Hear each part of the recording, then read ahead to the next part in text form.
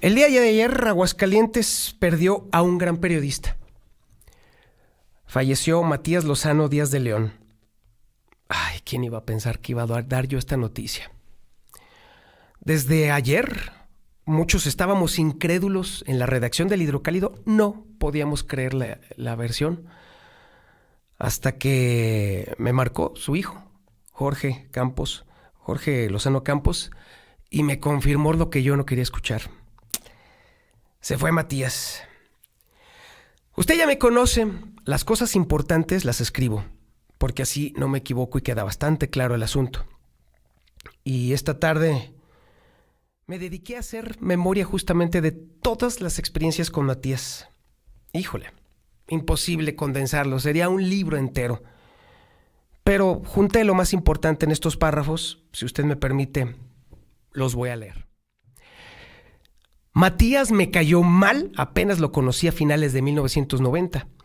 A pesar de que yo creía tener experiencia tras haber trabajado 3 años en Televicentro de Guadalajara y 2 en el Occidental, e incluso a pesar de la recomendación de Gustavo Granados Roldán para encontrarme un lugar decente en la televisora oficial, sin más me mandó como asistente de camarógrafo. Esa fue la primera de sus grandes lecciones. No había de punto de comparación en la forma de hacer periodismo de Matías. A pesar de ser el canal del gobierno, no mostraba piedad alguna cuando alguien cometía un error escudado en el puesto. El que la hacía, la pagaba, incluso cuando la solicitud de no golpear a los de casa viniera de la mismísima oficina de Miguel Ángel Barberena Vega. No fueron pocos los incidentes en los que fue protagonista férreo de la defensa de dar a conocer los trinquetes y las fechorías de funcionarios de pacotilla. Me tocó escucharlo renunciar varias veces y justo el mismo tanto de ocasiones fue persuadido por Granados de no salir, porque algo era claro. El noticiero de Canal 6 era Matías y sin él, y el tiempo le dio la razón, la televisora nada tenía. Innumerables aventuras vivimos Fernando Báez y yo al lado de Matías en múltiples coberturas. Por más que yo intentaba que me siguiera cayendo mal por su constante negativa a darme la posición de camarógrafo, su pasión por estar en los sucesos del momento, su rigor en la crónica de los acontecimientos, sus preguntas afiladas como cuchillos y sus dardos magistrales contra los corruptos se impusieron de forma brutal a mi terquedad. Jamás llegó la oportunidad de ir de camarógrafo, así que opté por el espacio de radio en XENM, que le decíamos cariñosamente la voz del establo, para iniciar allí mis aventuras radiofónicas. Cuando supo que yo andaba allí picando piedra en radio, me dijo: «Eso te sienta mejor, ya verás». Tenía toda la razón. Matías nos abría las puertas de su casa en cada oportunidad. Su esposa Lula nos prodigaba una atención que siempre creí inmerecida, pero que era invariablemente bienvenida.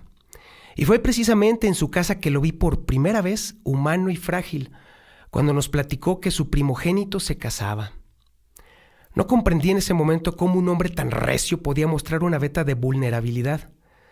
El tiempo se encargó de hacerme entender en carne propia lo quebradizo del alma en esas circunstancias. Llegó Otto Granados al gobierno y nosotros, incrédulos, vimos marcharse a Matías. Me tocó ver el descalabro en el que se convirtió el noticiero y el desastre que provocó la nueva administración del canal. Gracias a un afortunado incidente precisamente con el fatuo director, salí a los pocos meses para ver de lejos la fractura de la vocación informativa que alguna vez tuvo la televisora oficial. Y andando por allí y por allá, volví a encontrarme con Matías un montón de veces en este camino de reporteros. El vicio del café fue justo el que nos reencontró más veces de las debidas. Las coincidencias eran cada vez más constantes y los planes eran cada vez más elaborados. Apenas empezó a verse en el horizonte el mundo digital, Matías comenzó a hacerme preguntas sobre cómo abordar ese orbe binario que entonces parecía prometedor. Creo que nunca me perdonó que lanzara con otro periodista que no fuera él la primer página web noticiosa de Aguascalientes en enero del 2000, pero la verdad es que él estaba demasiado ocupado y yo demasiado ansioso. 4.com hizo ruido, mucho ruido, y si lo hizo fue porque Matías me ayudó a mejorar las historias que ahí publicamos. Él fue el que me facilitó la información de unos zapateros que estaban destruyendo el interior de la Escuela de Cristo, y la información detonó la expropiación del lugar. Él fue quien me corroboró la desaparición del acta de fundación de la ciudad de Aguascalientes y que se publicó para vergüenza nacional. Él fue quien me facilitó los datos de los restos del fortín que se encuentra aún dentro del Hotel Imperial. Él fue el que me ayudó a compilar la información del primer listado de concesiones de taxis que tanto me recriminó entonces Felipe González.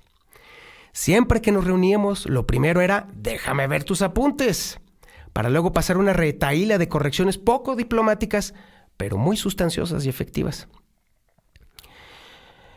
El tiempo volvió a darle la razón a Matías. La aventura de 4.com reventó en una burbuja de vanidades y fue cuando intentó, esta vez con éxito, convencerme de que había que hacer algo. Él también venía de un fracaso a pesar de esa altísima calidad del periódico Reporte Político Policiaco, cuyos primeros ejemplares me tocó a mí diseñar. Así fue que fuimos confeccionando cortandoporlozano.com, que por cierto todavía está en línea, consúltelo. Casi en automático se convirtió en el coco de la administración de Luis Armando Reynoso. Éramos reporteros, así que en consecuencia lo único que podíamos intercambiar eran favores, ayudas y colaboraciones, y fue precisamente él quien me acompañó durante un tiempo en la aventura radiofónica en el 1050 de AM, que entonces era de Grupo Asir.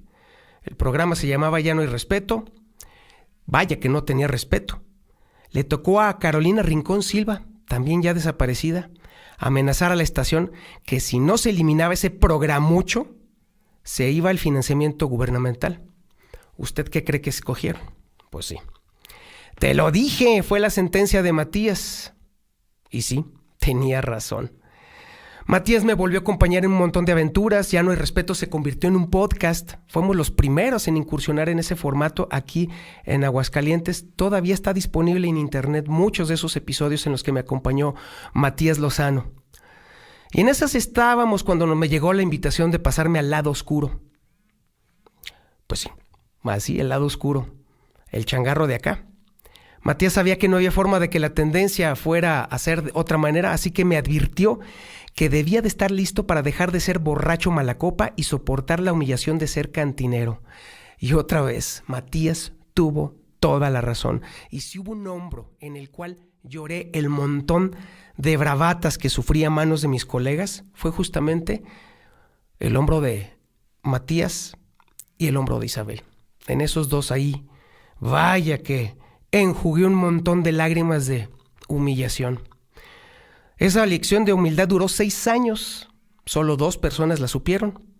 Una de ellas era Matías. Y bueno, terminó la administración. Por primera vez coincidimos en algo. Aguascalientes ya no era el lugar para continuar la aventura. Por lo menos para mí. Me fui a León y él me felicitó por lanzarme a ese asunto. Y sin embargo, me fui y ya ni siquiera dije adiós. Me hizo mucha falta en León. Me hubiera encantado invitarlo a ver el avance que se impulsó en esa redacción, todo lo que se creció allá. El plan era decírselo acompañado por un buen café. Cuando acepté la invitación de José Luis Morales para integrarme a su equipo, el primero en decirme que no desperdiciara la oportunidad fue justamente Matías Lozano Díaz de León. Así que me voy a arrogar el derecho de creer que quizá estuvo orgulloso de mí, porque por lo menos sí le dije alguna vez que lo consideraba mi maestro. ¿Y sabe qué me respondió?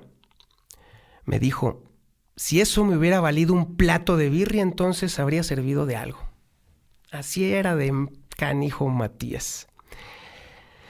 Matías escribió aquí en El Hidrocálido en septiembre, 2 ocasiones. Primero el 3 de septiembre y el 26 de septiembre. Y lo que escribió cimbró a la clase política de Aguascalientes. Estaba muy orgulloso, estaba muy contento de haber vuelto a las primeras planas. Y el plan era darle esos periódicos con su nombre, acompañando el momento con un buen café. No se dio. Y discúlpeme que casi me quiebre. Matías me hubiera criticado un montón. Pero esos malditos periódicos que le querían entregar, ahí siguen en mi oficina. Otra vez la maldita razón que tenía Matías se volvió a imponer. La redacción no perdona. La esclavitud de la información se tiene que atender. Y ahí están las consecuencias. Se pagan muy caros, muy caras. El vacío que provoca la orfandad viene con su ingente dosis de espanto porque sabemos que al borde del precipicio ya solamente quedamos nosotros. No soy yo el único que repta ahora en el abandono, porque hay muchos hijos de Matías. Ese es el gusto que me da. Habemos muchos hijos de Matías. Él fue el mejor ejemplo de que el verdadero periodista no lo es por el lugar en donde trabaja, sino por sí mismo y por su nombre por delante, siempre y cuando nunca falte a la verdad. Vaya desafío que nos dejas, Matías. Nunca le pude hablar de tú, apenas hoy que ya no está. Y bueno, en este momento, con el recuerdo de su voz a todo lo que da en mi cabeza y su indiscutible impronta en mi vida profesional, otra vez, querido Matías, me estás cayendo muy mal. No solo porque te voy a extrañar un chorro, sino porque todo el tiempo tuviste la razón. Todo el tiempo tuviste la maldita razón, Matías. Muchas gracias por todo lo que nos dejaste. Muchas gracias por ser amigo de mis gemelas. Muchas gracias por todo. Y un favor, Matías. Aprovechando que andas por allá en ese vecindario, dale un abrazo, un abrazote de nuestra parte a Quique. Un abrazote estrecho, no solamente mío, de toda la gente que nos está escuchando en este momento, porque de aquel lado del micrófono hay todavía mucha gente huérfana de Quique. En este lado del micrófono están huérfanos de Matías. Habemos muchos huérfanos que, por fortuna, tuvimos la oportunidad de discurrir este camino con ustedes. Con Quique fue poquito. Contigo, Matías, fueron más de 30 años. Y le doy gracias a la vida de que me cruzó en tu camino. Y le doy gracias a la vida de que me caíste tan mal la primera vez que te conocí. Y que me estás cayendo tan mal en este momento que me haces tanta maldita falta, canijo. Vámonos ya, por favor, mi Yupi, a la información nacional e internacional.